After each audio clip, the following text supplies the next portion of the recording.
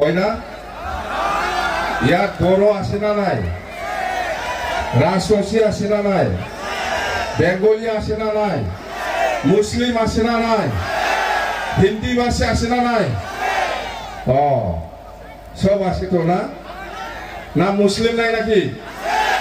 এই কই মুসলিম? বড়ো আছে না?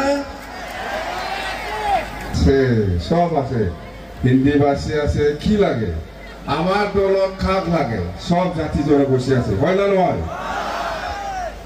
না বেঙ্গলির অভাব, না মুসলিমের অভাব, না বড়ো জাতির অভাব, না রাজবংশীর অভাব, না হিন্দি ভাষীর অভাব। ছোৱালীবিলাকো ভাল। অলপ চানা, অলপ শান্ত হওক। ইয়াৰ পিছত লেকচাৰ দিম আৰু দে, হ'ব না? আৰু ইয়াৰ পিছত বিহু ডেন্স হ'ব। ইয়াৰ পিছত বিহু ডেন্স হ'ব। নহ'লে বিহু ডেন্সটো আগত লগাবি। ৰেডি আছে আপোনালোকে? চলো মাৰো। পানী খাব দিয়া নাই? পানী দে। এইফালে আছে বোলে ক'ত পাওঁ পানী? দে হ'ব, আৰাম কৰ। চলো।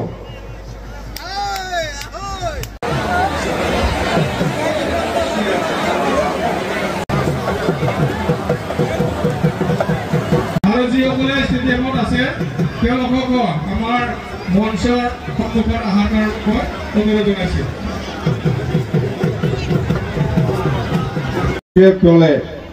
এনেকুৱা কোনোবা জনগোষ্ঠীৰ আঘাত পোৱাত জীয়াই থকাৰ অধিকাৰৰ ওপৰত কোনোবাই যদি আঘাত কৰে তেতিয়াহ'লে কোচ ৰাজবংশী বিপিএফ দল সদায় সহায় কৰি থাকিব, সদায় ছাপোৰ্ট কৰি থাকিব।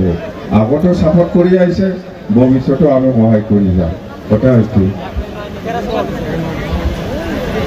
মানে বিপিএফে কোনো জাতি জনগোষ্ঠীক পিছ কৰি ৰাজবংশী হওক, কোনোবা মুছলিমেই হওক, কোনোবা বেংগলীয়ে হওক, কোনোবা আদিবাসীয়ে হওক, কোনোবা নাথযোগী সূত্ৰধৰ বা হিন্দী ভাষীয়ে হওক, বিটিচি চুক্তিৰ পিছত জীয়াই থকাৰ যিখিনি অধিকাৰ দিছে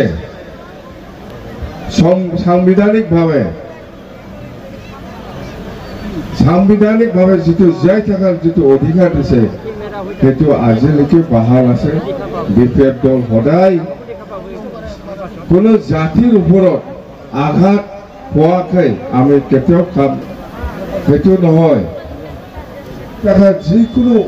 যিখিনি অধিকাৰ পাইছে ইয়াৰ ওপৰত আমি বিপিএফ দলে সদায় সন্মান দি পেলাই 10 ফেব্ৰুৱাৰীলৈকে যিসকল আছে সবেই বিটিচিৰ বাসিন্দা বুলি কৈছে, সেইটো আমি সন্মান কৰিছোঁ। সন্মান দি পেলাই আমি আজিলৈকে একেলগে আছে। মুছলিমো আছে, বেংগলীও আছে, বড়োও আছে, বাঙালীও আছে, ৰাজবংশীও আছে, নাথযোগীও আছে, সূত্ৰধৰো আছে, গাৰো ৰাভা সব জাতিয়ে আছে। আৰু এই 2003 চনত 10 ফেব্ৰুৱাৰীলৈকে যিসকল আছে এই সকলক আমি মাটিৰ পট্টা প্ৰদান কৰিম বুলি কোৱাটো সেইটোৱেই। এইটো মোৰ কথা নহয়, এইটো সংবিধানে আমাক অধিকাৰ দিছে। এই বিটিচি বাসী ৰাইজক এইখিনি অধিকাৰটো সকলো জাতি জনগোষ্ঠীকে দিছে। ইয়াত কোনো এইফালে এইফালে বুজিব নালাগে, ভাবিব নালাগে, ভাবিবই নালাগে। সংবিধানত ইণ্ডিয়ান কনষ্টিটিউশ্যন যিসকল আছে কোনো ডাউট কৰিব নালাগে, কোনো মানে সন্দেহ কৰিব নালাগে।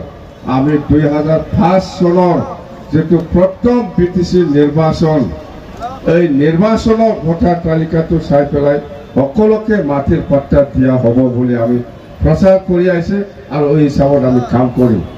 সবে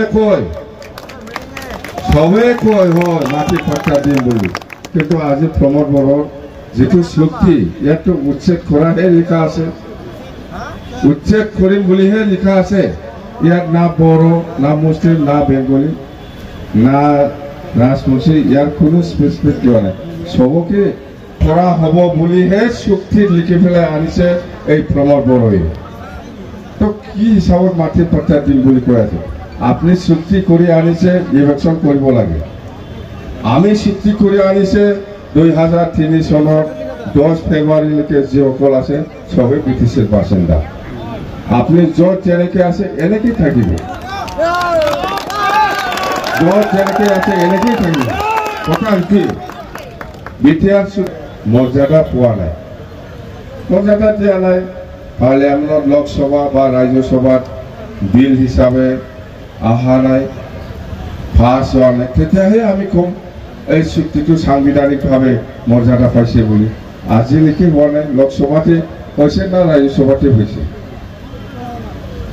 তো কনষ্টিটিউচনেলি ৰাজনৈতিকভাৱে বা সাংবিধানিকভাৱে স্বীকৃতি পোৱাটো BTC চুক্তি। সেইকাৰণে আমি কৈছোঁ আমি কেনেকৈ বিটিআৰ কম। এতিয়াও BTAD আছে, BTC আছে। বিটিআৰ আমি যেতিয়া ক'ব, বিটিআৰ আমি যেতিয়া ক'ব এই চুক্তিটো যেতিয়া নেকি পাৰ্লিয়ামেণ্টত লোকসভা আৰু ৰাজ্যসভাত পাছ কৰি পেলাই আইনগতভাৱে প্ৰেচিডেণ্টে চহী কৰি পেলাই সুপ্ৰিম কোৰ্টে এচেণ্ট কৰে, সুপ্ৰিম কোৰ্টে একটা আইন বনাই পেলাই মানে চহী কৰে, ইয়াৰ পিছত প্ৰেচিডেণ্টে এচেণ্ট দিব, ইয়াৰ পিছতহে বিটিআৰ নামটো হ'ব। হয় চুক্তি কৰি আনিছে বিটিআৰ, আমি জানো, আপনি সবে জানে বিটিআর একটা শান্তি চুক্তি হয়েছে, শান্তি চুক্তি হয়েছে, সবে দেখিছে। কিন্তু এই চুক্তিটো আজিলৈকে ভাৰতৰ সংবিধানৰ মানে মৰ্যাদা পোৱা নাই। সেইকাৰণে মই বিটিআৰ নকওঁ, BTAD BTC। হাঁহি থাকে কি হ'ল, এইটো কি হ'ল? তাৰমানে এই বিটিআৰটো সাংবিধানিকভাৱে মৰ্যাদা পোৱা নাই। দিল্লীত পাৰ্লিয়ামেণ্টত লোকসভা আৰু ৰাজ্যসভাত পাছ হোৱা নাই। সেইকাৰণে কৈছোঁ যেতিয়া পাছ হ'ব তেতিয়া ময়ো বিটিআৰ কওঁ, যেতিয়া মৰ্যাদা পাব, সাংবিধানিক যেতিয়া মৰ্যাদা পাব তেতিয়া ময়ো কম বিটিআৰ। আজিলৈকেও BTC সাইনবোৰ্ডটো চেঞ্জ কৰিব পৰা নাই আৰু বিটিআৰ এই BTC সাইনবোৰ্ডটো আগত চেঞ্জ কৰিছে। এই BTC যিটো গেট আমি যিটো বনাইছে এইটো চেঞ্জ কৰিছোন আগত। ইয়াত বিটিআৰ কিয় লিখা নাই, কিয় এতিয়াও BTC লিখি আছে? অফিচিয়েল লেটাৰবিলাক চাওক আপোনালোকে, BTC এতিয়াও। তো আমাক কি বুজাব বিচাৰিছে? মুঠতে প্ৰমোদ বড়ো এইবাৰ মুঠতে ৰাজ্যক ঠগোৱাটো হিচাপ নাই। আমি বহুত 1 বছৰ আগত আমি কৈ আহিছোঁ, প্ৰমোদ বড়োক মই কৈ আছোঁ আপুনি আমাৰ মহিলাসকলক এনেকুৱা ঠগাইছে তো আপুনি ফাপ লাগিব এনেকুৱা কৈছিল মই। এতিয়া কি হ'ল? আই মাতৃ মহিলাসকলক ৭৫,০০০ দিম বুলি এনেকুৱা মহিলাসকলক ঠগাব নালাগে। মই কৈছোঁ ফাপ লাগিব এনেকুৱা কৈছিল মই। এতিয়াতো লাগিলে পাপ।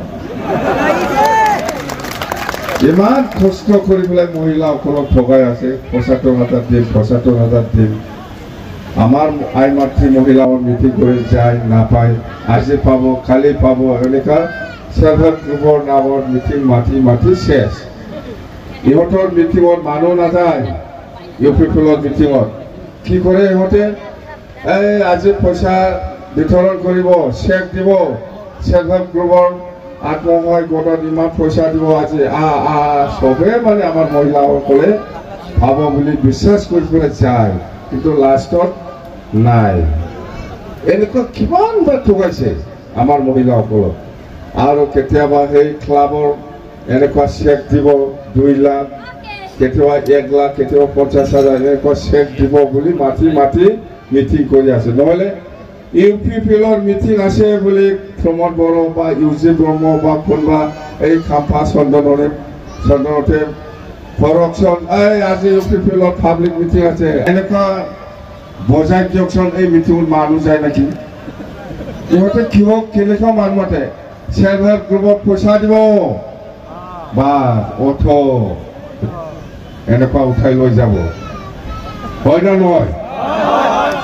UPPৰ মিটিং আছে বুলি কওকচোন, মানুহ আহে নেকি ইহঁতৰ মিটিঙত? সব ঠগাব। আজি চেক বিতৰণ কৰিব, আজি এইটো দিব, আজি এইটো দিব।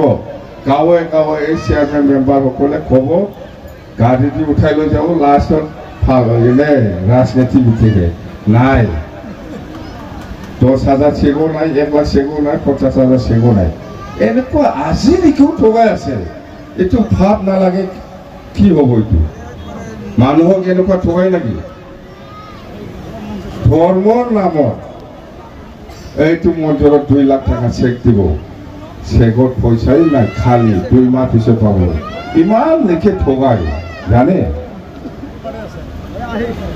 কিমান ঠগাব ঠগাই আছে না নাই আমাৰ আজি বিপেক দলৰ মিটিঙত আমি ইলেকশ্যনৰ পাব্লিক মিটিং হ'ব আশীৰ্বাদ ৰেলী হ'ব সবে ওলাই আহক মানে বিটিসি ইলেকশনটো বেশি দিন নাই সেপ্টেম্বর মাহত দুর্গা পূজা আগে আগে ইলেকশন হ'ব এই কারণে আমি একেলগে আহক রাইজ আমি আশীর্বাদ ৰেলী কৰিম এনেকুৱা কৈয়ে আমি মাতিছো পইচা দিম বুলিতো মাথা নাই আমি না কৈছে নাই ক'বা